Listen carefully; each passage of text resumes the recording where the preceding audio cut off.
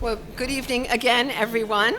I'm about to introduce our first speaker of the conference, but before I do, I just wanted to do one little housekeeping thing. I know a number of you are giving presentations in the next few days. How many of you are going to have a PowerPoint or show some images? Okay, great, a lot of you. So if you would please just email your PowerPoint or your images to Susan, because you all have Susan Strigley's email address, and Susan will email them to Stefano, who is our terrific tech person taking care of all this, and they will all be loaded onto the computers in whichever room that you're going to be presenting. So as you probably already looked at the schedule, half of those presentations will be in this room, more than half actually, and then others will be in the room down the hall, but they will be loaded onto the appropriate computer in whatever room you're going to be presenting in. So thank you for doing that. And once again, thanks everyone for coming.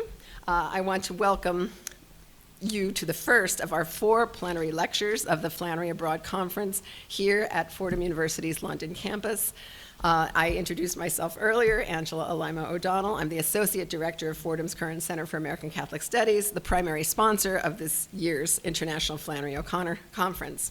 And thanks to the 90, 100 or so people who have joined us here in London for this 3-day celebration of O'Connor's 100th birthday, during which we'll be exploring her rich and ongoing literary legacy. And also thanks to the many people who are joining us on Zoom. There's our camera. And they're coming from around the world. It's a virtual celebration of Flannery O'Connor. So thank you so much for making this possible, Stefano, and also my colleague back at Fordham in the Bronx, Maria Terzulli. So it is my great pleasure and privilege tonight to introduce writer, novelist, literary critic, and poet extraordinaire Mary Gordon, who I also am very fortunate to call my friend. It's almost poetic that Mary should be our first speaker, because I can't think of a more qualified person to kick off our International Flannery O'Connor Conference. Mary and Flannery have so much in common. First, they share the same first name. Both of them named Mary by their devoutly Catholic parents, named after the most important Catholic woman who ever walked the earth, the Virgin Mary. And we all agree that the Virgin Mary was Catholic. No. She was interestingly...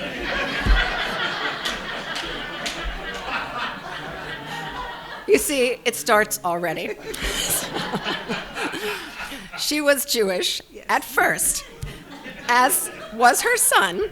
But then things changed a little bit, and so Mary Gordon actually also is Jewish and Catholic, as is the Virgin Mary. So the coincidences continue to multiply. Mary Gordon and Flannery O'Connor were born on the most auspicious Marian feast days of the liturgical calendar, Mary Flannery being born on the Feast of the Annunciation, March the 25th, and Mary Gordon being born on the Feast of the Immaculate Conception on December the 8th. Coincidence? I think not.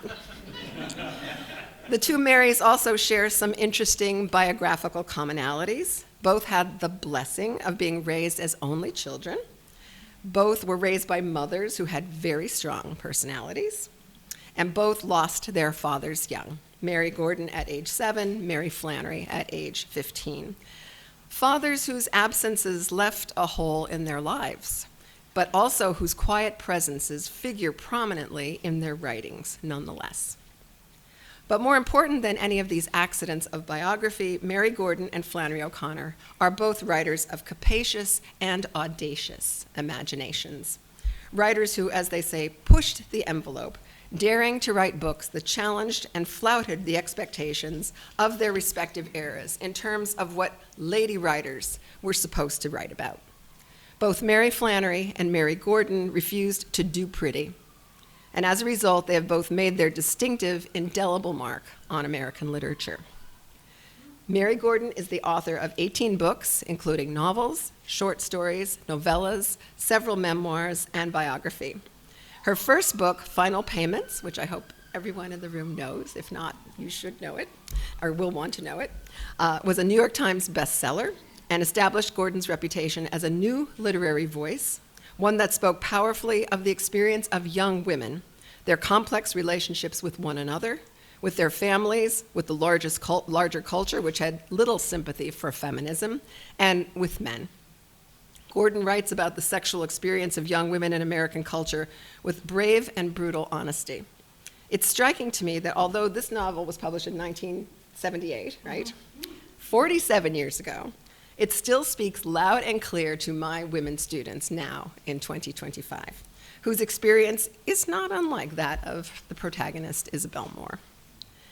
Also, like Mary Flannery, Mary Gordon is a consummate craftswoman. In her New York Times review of Final Payments, Maureen Howard writes, "Along with her unmistakable talent, Mary Gordon shows great respect for her craft. She cares about her diction, the rhythms of a sentence, and the pacing of her paragraphs." It is this kind of writerly discipline that we have been led to expect from Mary Gordon's books, and as readers, we are never disappointed. In addition to her impressive body of work, Mary Gordon spent many years in the classroom at Barnard College, where she was the Millicent C. McIntosh Professor in English and Writing from 1988 to her retirement in 2020. And before that, you were an undergraduate at Barnard College also. Spent many years on that corner of 115th and Broadway. 116th and Broadway. It's another interesting and fun biographical coincidence that Mary Gordon is a longtime resident of New York City, having spent many years living on Riverside Drive, just a few blocks from Mary Flannery's apartment at the corner of Broadway and 108th Street. Now, this is one point on which they differ, of course, because Mary Flannery hated New York City, whereas Mary Gordon loves it. In fact, I can't imagine her living anywhere else. Among the many writers Mary introduced generations of her students to was Flannery O'Connor. There's a special relationship that one develops, even with a dead writer, when one has been reading and rereading and teaching her work for decades.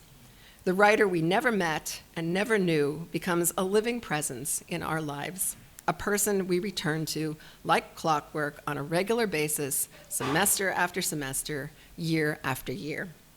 Mary's acquaintance with Mary Flannery's work has deepened over the decades, and tonight we get to hear some of the fruits of that long acquaintance, writerly friendship, and fellowship.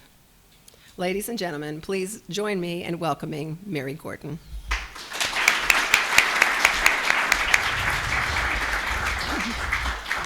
Can you all hear me okay? Okay, thank you.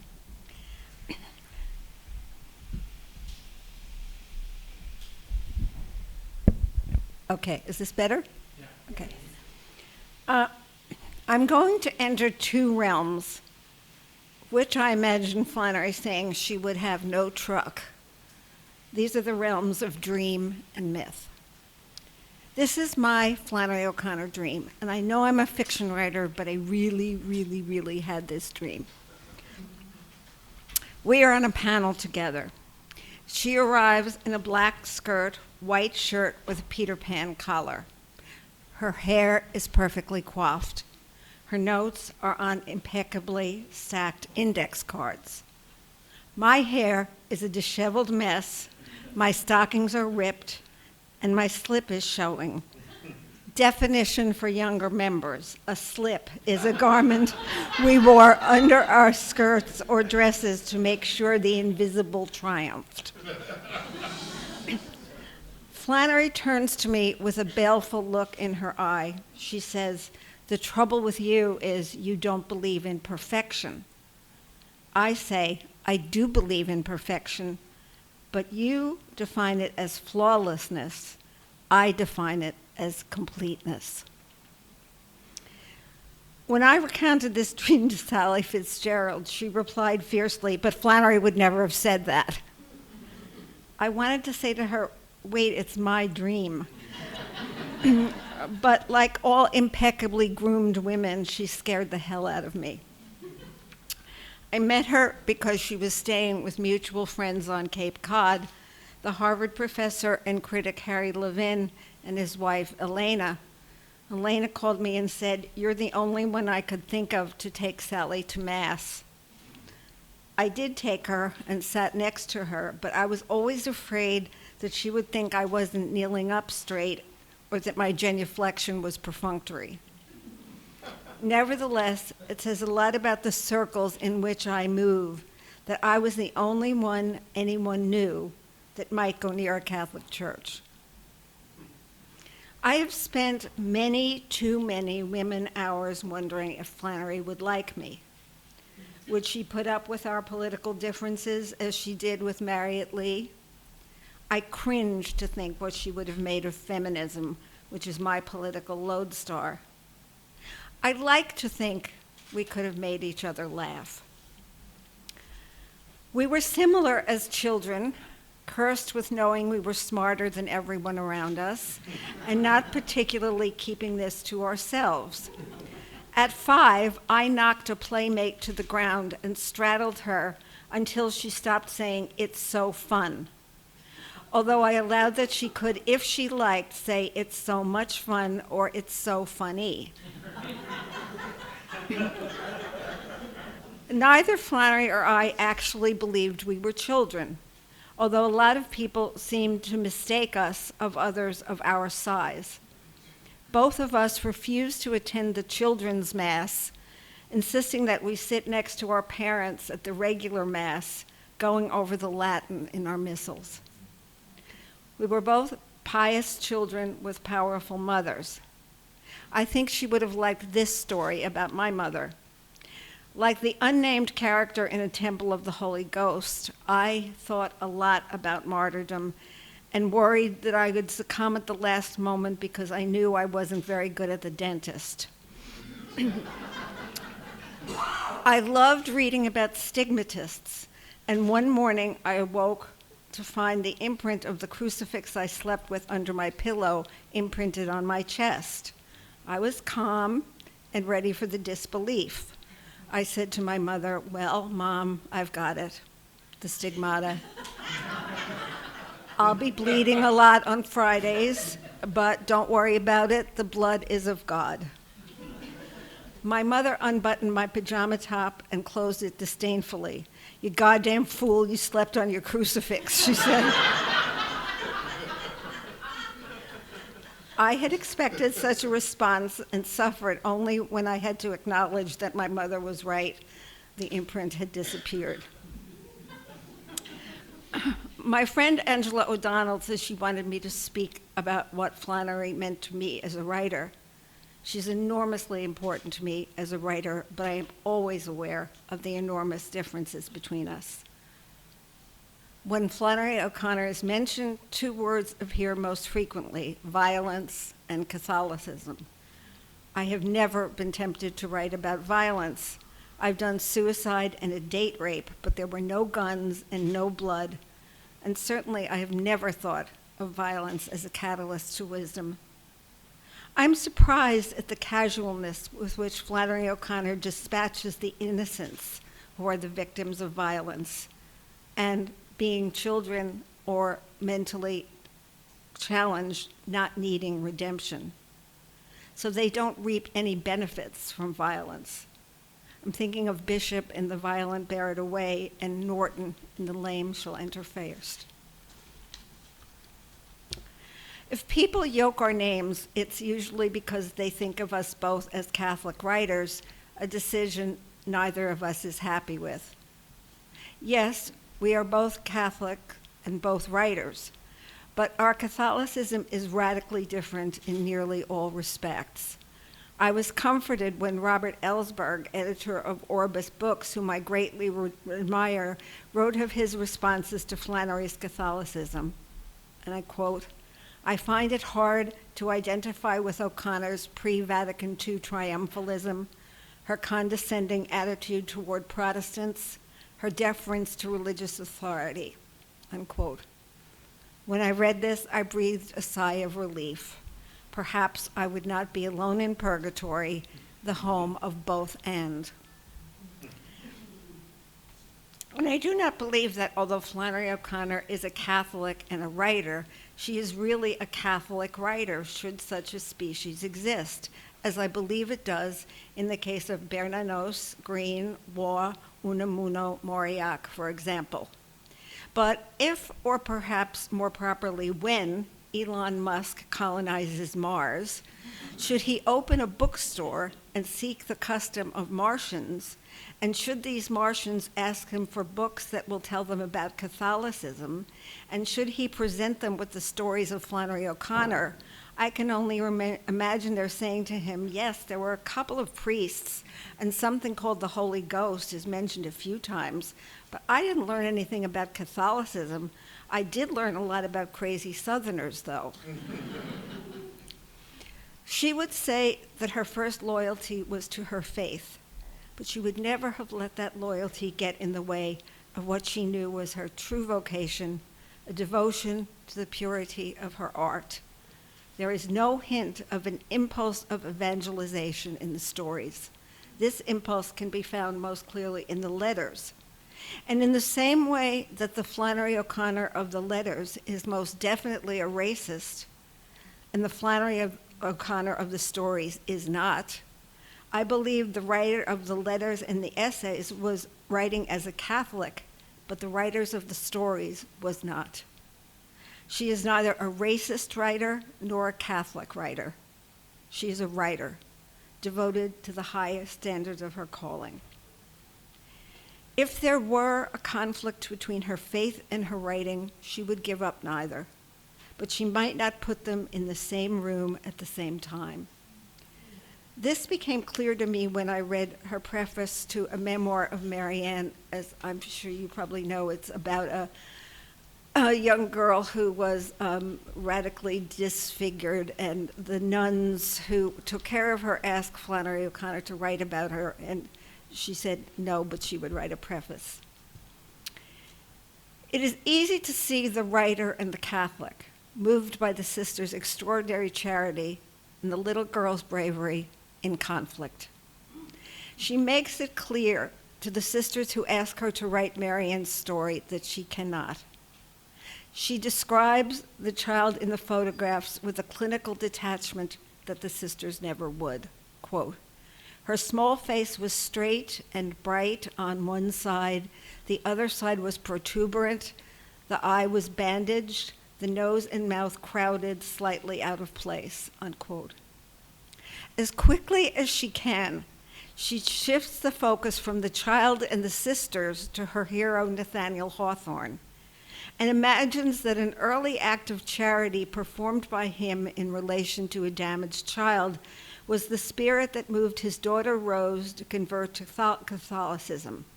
Rose founded an order of nuns devoted to the care of incurable cancer patients. This is the order that took care of Marianne. She invokes Hawthorne's story, The Birthmark, but saying that it does not apply to Marianne, quote, the defect on Marianne's cheek could not have been mistaken for a charm. It was plainly grotesque, unquote. I wonder if Flannery, the fiction writer, could have resisted the dark comedy of a child she has described as grotesque, living days full of, quote, dogs and party dresses of Coca-Colas and Dagwood sandwiches, unquote.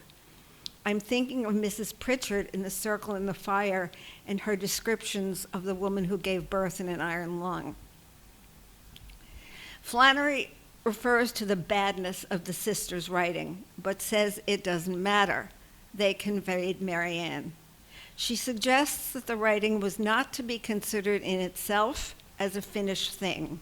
Quote, the story was as unfinished as the child's face. Both seem to have been left like creation on the seventh day to be finished by others, unquote. Nothing in Flannery, the perfectionist writer, would have left something unfinished. She would rather have thrown it in the fire. I have never been convinced by her talk, The Catholic Novelist in the Protestant South, which uncharacteristically skirts difficult truths, as when she says, quote, the South is struggling mightily to retain her identity against great odds, and without knowing always, I believe, quite in what her identity lies. An identity is not made from what passes, from slavery or from segregation, but from those qualities that endure because they are related to truth.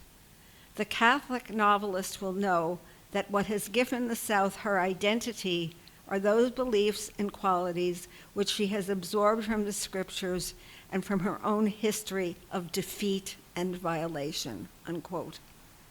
Her very use of the word violation seems to forget that its, quote, defeat and violation occurred because they refused to give up the institution of slavery.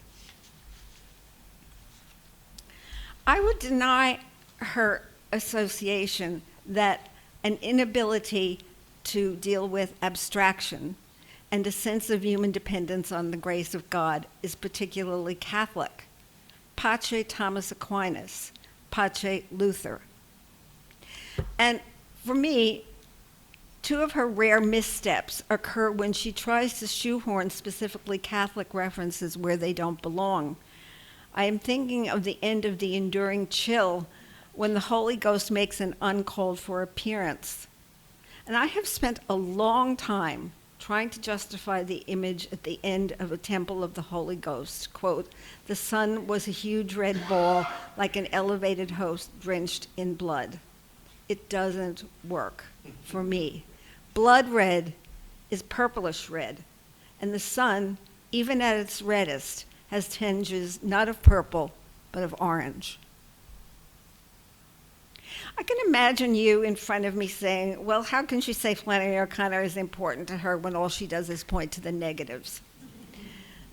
This is why I begin with my dream, which, however much you dislike Freud, you cannot fail to interpret as an icon of ambivalence. Harold Bloom, invoking the story of Oedipus, says that strong male writers have an impulse to kill the father who went before them. But Oedipus is a story for men. The myth of two women is that of Demeter and Persephone, a story steeped in ambivalence. The daughter fleeing the mother for the freedom of the dark seducer, but irresistibly drawn back to the mother, the source of life. And remember that the mother even bends Zeus to her will. Give me my daughter back, or there's no food for anyone and everybody dies. So I run yearningly to Flannery O'Connor for two gifts that she has in abundance, and both have to do with looking.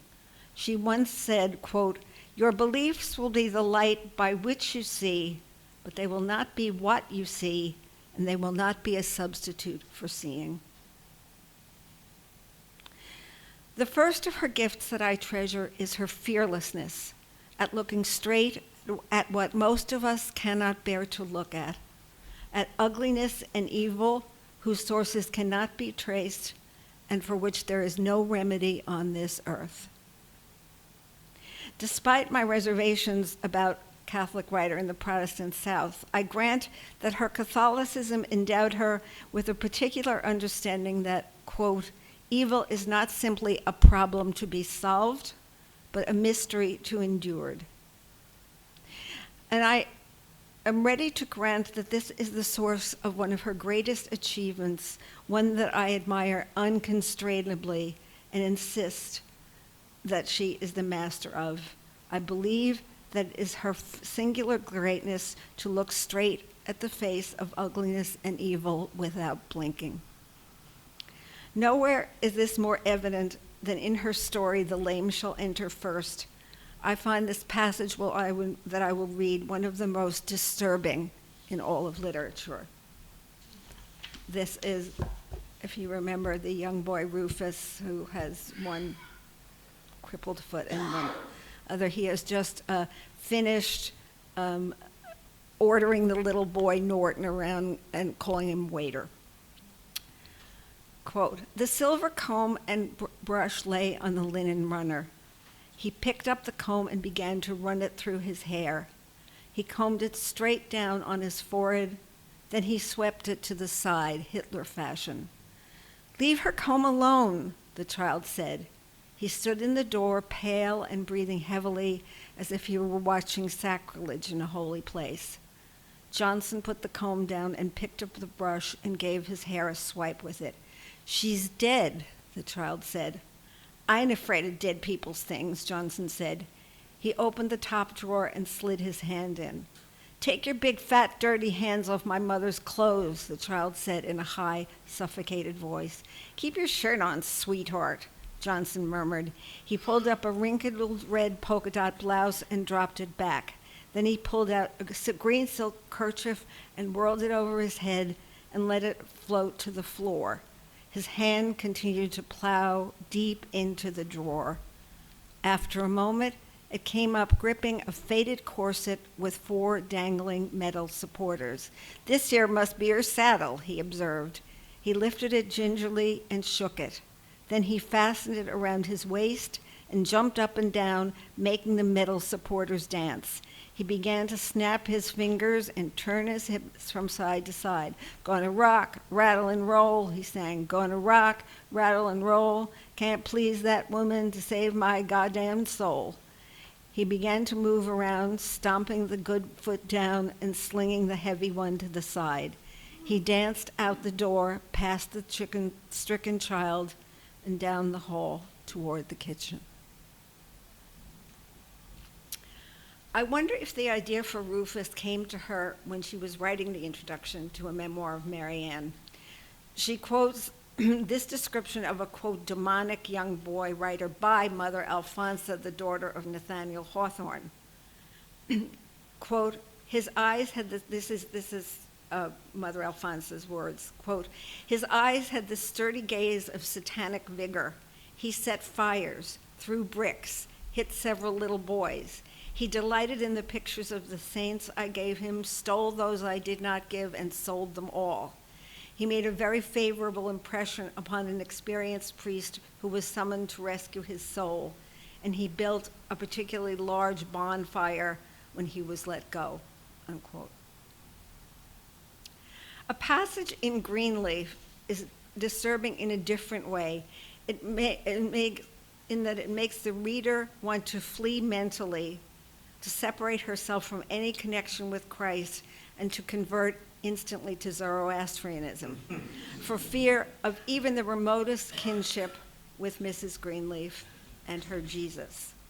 Quote, she collected the accounts of women who had been raped and criminals who had escaped and children who had been burned, and of train wrecks and plane crashes and the divorces of movie stars. She took these to the woods and dug a hole and buried them, and then she fell on the ground over them and mumbled and groaned for an hour or so, moving her huge arms back and forth under her and out again, and finally just lying down flat, and Mrs. May suspected going to sleep in the dirt. Out of nowhere, a guttural, agonized voice called, "Jesus, Jesus." And in a second it came out with a terrible urgency, "Jesus, Jesus." Mrs. May stepped still, one hand tilted to her throat. The sound was so piercing that she felt as if some violent, unleashed force had broken out of the ground. She rushed forward, and turning a bend in the path, saw Mrs. Greenleaf sprawled on her hands and knees off the side of the road, her head down. "Mrs. Greenleaf," she shouted, "what's happened?" Mrs. Greenleaf raised her head. Her face was a patchwork of dirt and tears, and her small eyes, the color of 2 field peas, were red-rimmed and swollen, but her expression was as composed as a bulldog's. She swayed back and forth on her hands and groaned, "Jesus, Jesus, I can't talk to you. You spoiled my healing," unquote. And if we can credit her Catholicism with a distrust for the abstract, which is odd in somebody who read Thomas Aquinas every night of her life, as she says, certainly I can invoke the holy days of obligation by crediting Flannery O'Connor with the gift of immaculate perception. Sometimes the pleasure that this gift gives us is oral, as when Mrs. Greenleaf says to her son, "Who in Paris would make you a salt-free diet?" Or Mrs. Shortley's ruminations on foreigners. "They can't talk. You reckon they'll even know what colors really is?" Her visual sense, which she used as a painter, often evokes the beauty of the sun, the sky, the clouds, the trees. Quote, "The sky had lightened slightly, and there were 2 or 3 strokes of yellow floating above the horizon. Then, as he stood there, a tree of light burst over the skyline," unquote. And another, "Mrs. May's bedroom window was low and faced on the east, and the bull, silvered in moonlight, stood under it. his head raised as if he listened, like some patient god come down to woo her for a stir inside the room. Let's pay attention to a syntax of this sentence. Its length is uncharacteristically long for Flannery O'Connor, and it is made up of 3 sharp staccatos separated by the conjunction and. Mrs. May's bedroom window was low and faced on the east, and the bull. Then it fans out into a legato ending, which is nevertheless separated by hyphens. She claims to have had no ear for music, but the rhythms of this sentence are as masterful as Mozart. She's not averse to mixing the lyrical with the comic. This passage, with its evocation of silver, moonlight, and gods, is followed hard upon by a description of Mrs. May, quote, green rubber curlers sprouted neatly over her forehead, and her face beneath them was smooth as concrete with an egg-white paste that drew the wrinkles out while she slept, unquote. Sometimes she will mix the lovely and the unlovely in one sentence, as in this description from Everything That Rises Must Converge. Quote, the sky was a dying violet, and the houses stood out darkly against it, bulbous, liver-colored monstrosities of a uniform ugliness, though no two were alike, unquote.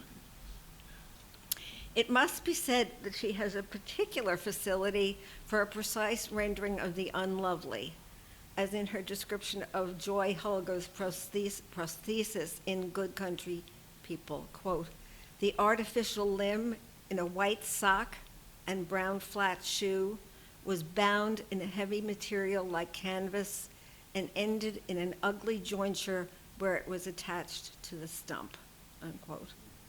And we can't wait to get out of the doctor's office in Revelation.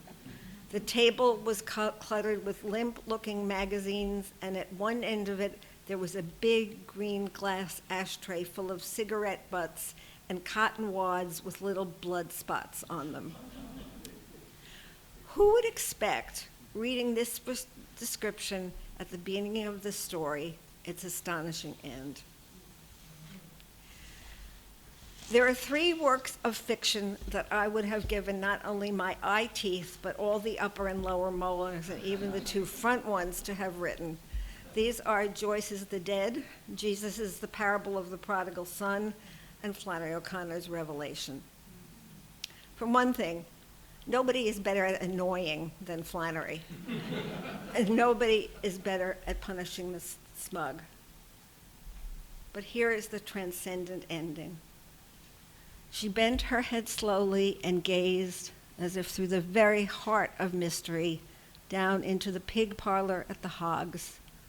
They had settled all in one corner around the old sow, who was grunting softly. A red glow suffused them. They appeared to pant with a secret life. Until the sun slipped finally behind the tree line, Mrs. Turpin remained there with her gaze bent to them, as if she were absorbing some abysmal, life-giving knowledge. At last, she lifted her head. There was only a purple streak in the sky, cutting through a field of crimson and leading like an extension of the highway into the descending dusk. She raised her hands from the side of the pen in a gesture hieratic and profound. A visionary light settled in her eyes. She saw the streak as a vast swinging bridge extending upward from the earth through a field of living fire. Upon it, a vast horde of souls were tumbling toward heaven. There were whole companies of white trash, cleaned for the first time in their lives, and bands of black and in white robes, and battalions of freaks and lunatics shouting and clapping and leaping like frogs. And bringing up the end of the procession was a tribe of people whom she recognized at once as those who, like herself and Claude, had always had a little of everything and the God-given wit to use it right. She leaned forward to observe them closer, They were marching behind the others with great dignity, accountable as they had always been for good order and common sense and respectable behavior. They alone were on key, yet she could see by their shocked and altered faces that even their virtues were being burned away. She lowered her hands and gripped the rail of the hog pen, her eyes small but fixed unblinkingly on what lay ahead. In a moment the vision faded, but she remained where she was. At length she got down and turned off the faucet, and in her slow way up the darkening path to the house. In the woods around her, the invisible cricket choruses had struck up, but what she heard were the voices of the souls climbing upward into the starry field and shouting hallelujah. This is great writing, unhyphenated, uninflected, pure. Thank you.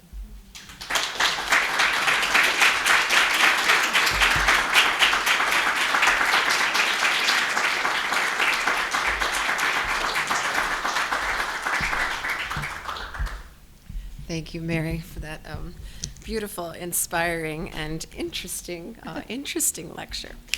Mary has agreed to take some questions. We have some time.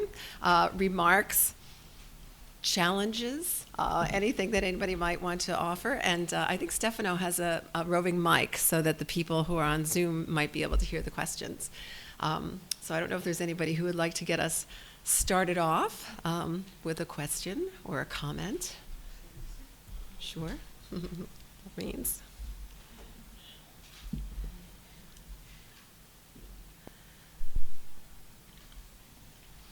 Yes, David has a. That way the folks on Zoom can hear. Thank you. Thank you so much for kicking things off. It's a hard lead-off spot to be in, but I really appreciate it. You mentioned something about metaphor and no two being alike or something to that effect for a minute, and I was thinking about what Angela said at the beginning about the review in the New York Times of your novel and the attention that the reviewer gave to craft, which is a nice thing to hear, right? And I'm wondering if you could elaborate more on any sort of difference or departure that you would take from O'Connor when it came to thinking about craft, and specifically metaphor when we think about a Catholic tradition and a sacramental art and that kind of business, how metaphor works for you. So I think that one difference between Flannery and me as stylists is her sentences tend to be quite short, and she doesn't play much with, she does it in the sentence from Greenleaf, but on the whole, she doesn't split a sentence in the middle with a semicolon or a colon in a way that I would do. I'm just gonna have to push back a little bit because I don't think that the use of metaphor is particularly Catholic. And so let me look at Bernard Malamud, for example, who was a writer that Flannery O'Connor loved very much. And he uses metaphor in his wonderful story, The Magic Barrel, for example, where his daughter is wearing a white dress and red shoes. And it's a metaphor for the way that the community has branded her as, you know, a scarlet woman. So I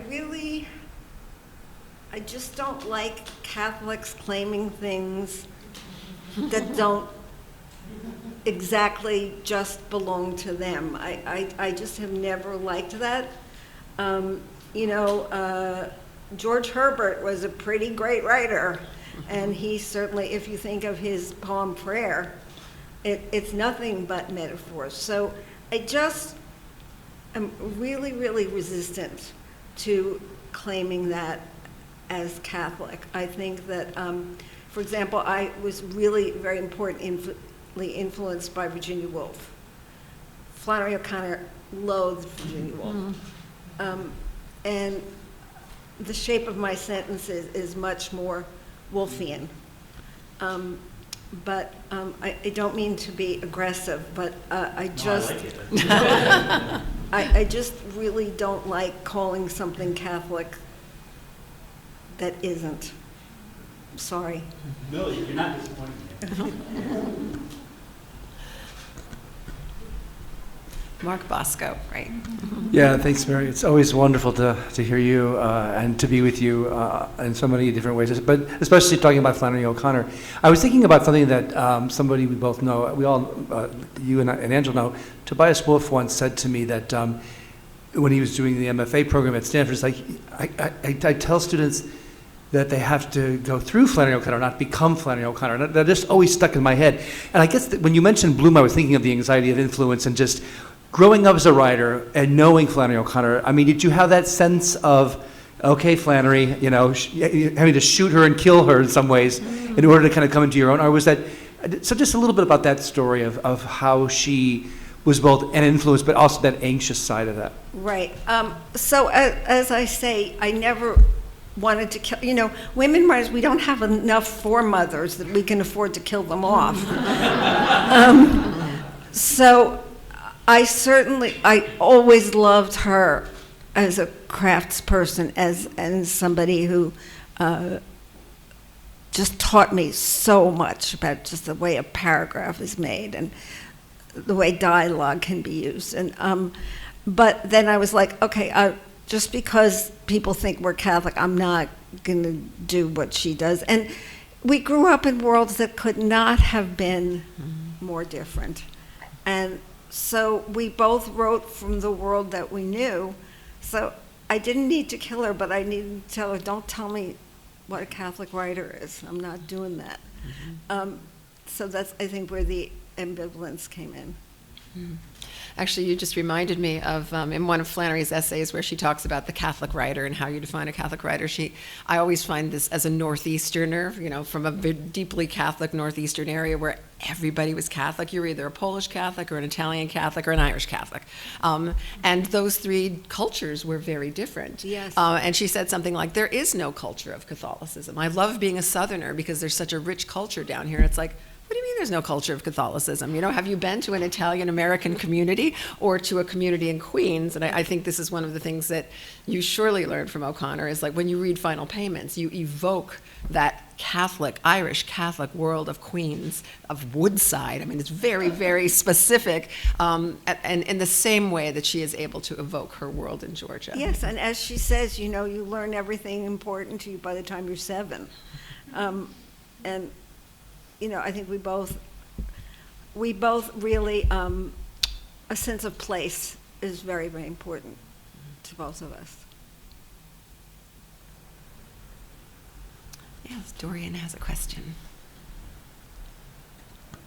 I was interested in what you said about the writer of the stories versus the writer of the letters, and I think often the advice to someone who encounters her stories and is completely baffled by them is to read her letters.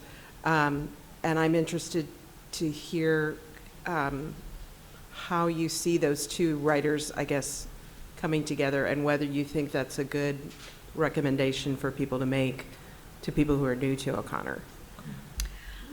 I would say spend a long time on the stories before you go to the letters, because I think there's a lot of wishful thinking on her part in the letters about things that she interprets as, like when she says that the Violet and Bear It Away is a very minor hymn to the Eucharist.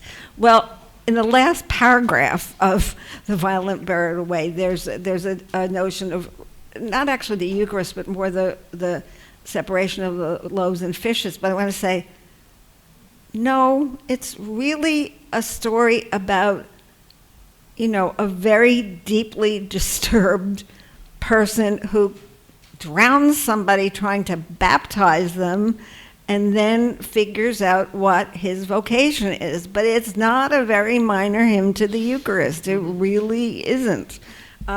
a very major hymn to the universe might be O Salutaris Ostia or Tantum Ergo, but not the violent bear it away. And also when she even talks about, violence being, the thing that needs to shock people into redemption. Well, that seems much more Southern than Catholic to me. And again, because a lot of the people get killed, that's a pretty brief definition of redemption. So I would almost steer young readers away from, it's almost like they're two different books.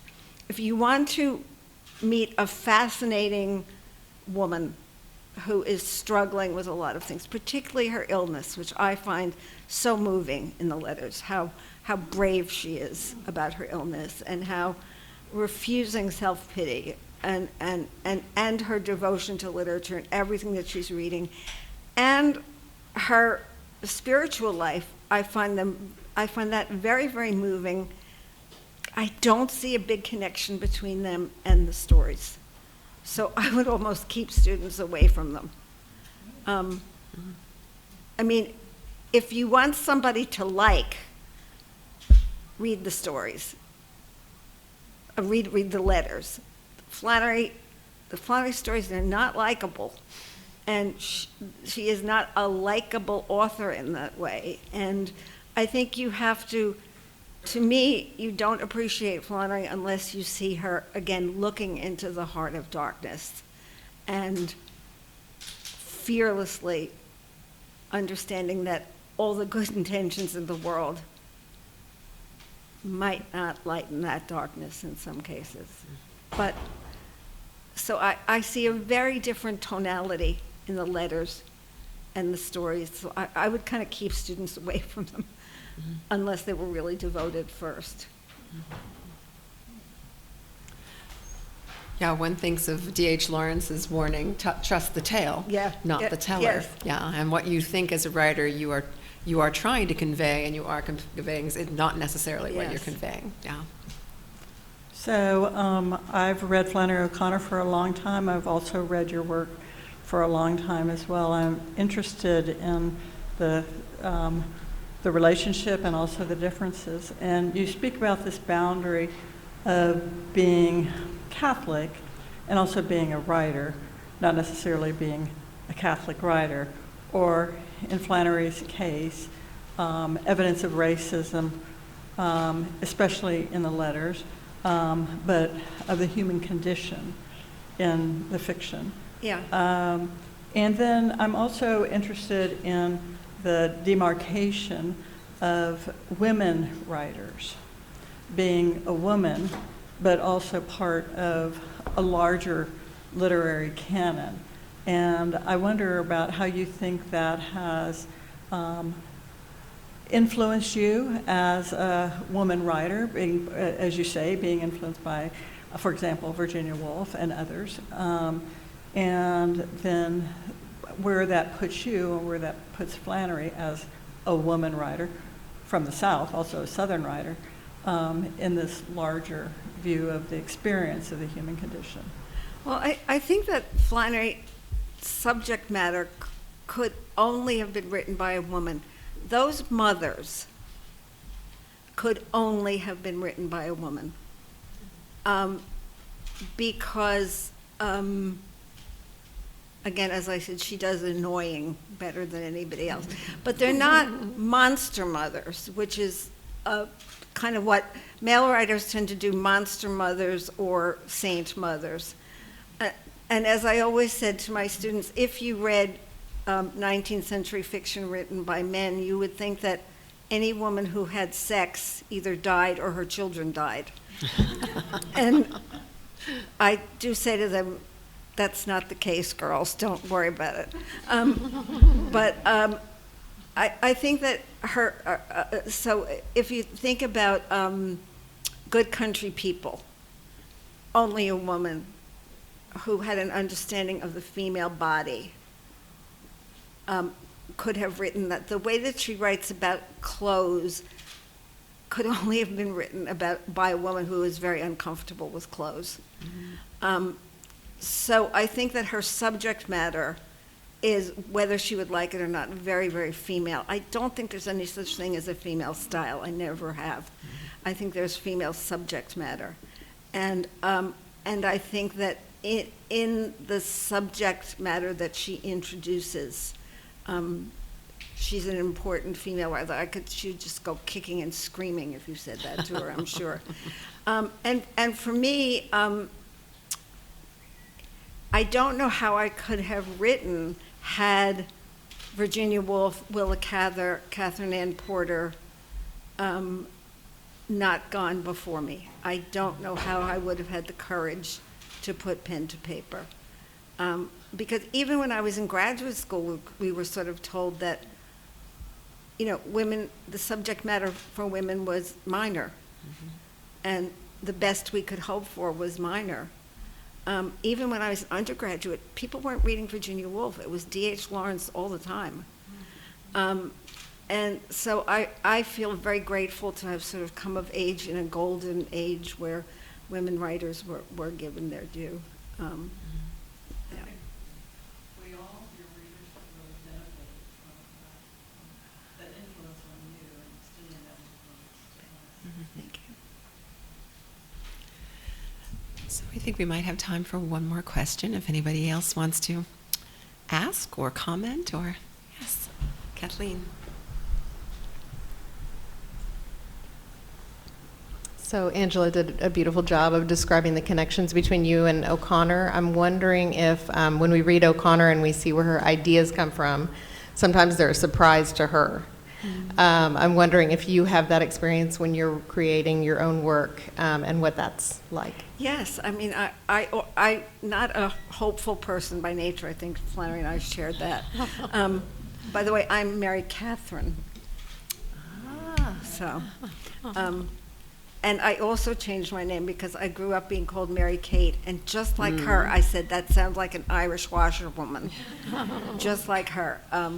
I changed, so people who knew me before high school think of me as Mary Kate. Just don't call me that. But now I can't remember what you asked me. Whether they surprise yes, you. I mean, I will. So because I'm not a hopeful person, I'll write an outline or a little paragraph to myself, and then some idea just takes it out of my hands, and I don't know where it came from, and that is the mystery. I think that you can think you're doing one thing, and then you find out you're absolutely doing something else that you never had in mind at all. So do you sometimes get carried away by hope despite yourself? Is that what you're saying? I mean, the ending of Final Payments with those three, I don't want to do any spoilers, but those three women coming together like the three graces, like the three persons of the three sisters, three persons of the Trinity. The Andrews sisters. Is very hopeful. And I think of the Catholic poet Josephine Jacobson, who kept her Catholicism quiet because she knows it was the kiss of death, if you admit this, at the time she was writing. She described herself once as a Catholic. She was a short-term pessimist, but a long-term optimist. Right. So, and I never end my novels on a pessimistic note. I always somehow pull it out because I am a long-term optimist. But if you look at the world as it is now, you have to really think long-term, like eternity.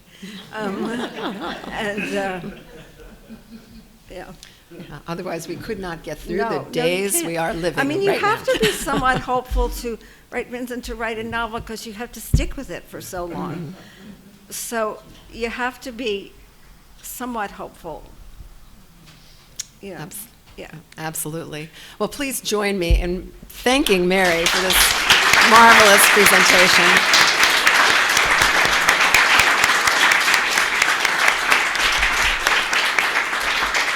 Thank you for starting us so beautifully. And guess what? There's more tomorrow. Tomorrow at 8 o'clock, downstairs in the room that we were in this evening, in the morning, 8 o'clock in the morning, there will be breakfast from 8 to 8:30. And at 8:30, the sessions will begin. And you can check your program. You'll either be presenting in this room or the room down the hall, 105.